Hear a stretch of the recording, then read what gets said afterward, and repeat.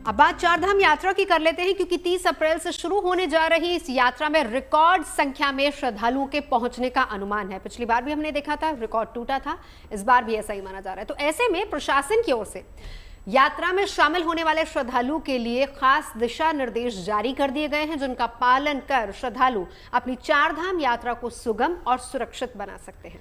तो चलिए फिर इस रिपोर्ट में जानते हैं कि आखिर यात्रा के दौरान किन किन बातों का ध्यान रखना बेहद जरूरी है।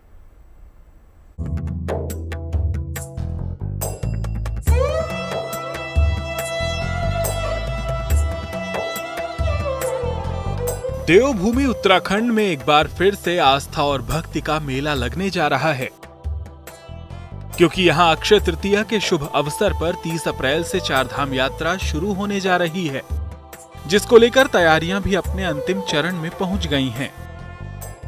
और चारधाम यात्रा के लिए इस बार रिकॉर्ड संख्या में अब तक श्रद्धालुओं ने रजिस्ट्रेशन भी कराया है।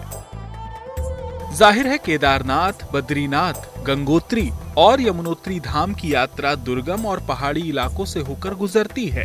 ऐसे में प्रशासन की ओर से चारधाम यात्रा करने वाले श्रद्धालुओं के लिए एडवाइजरी भी जारी की गई है।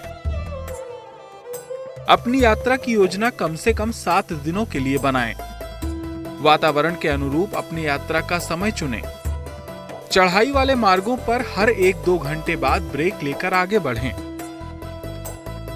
इसके साथ ही चारधाम यात्रा करने वाले श्रद्धालुओं को अपनी यात्रा के दौरान स्वास्थ्य को बेहतर रखने की खास तैयारी भी करनी चाहिए,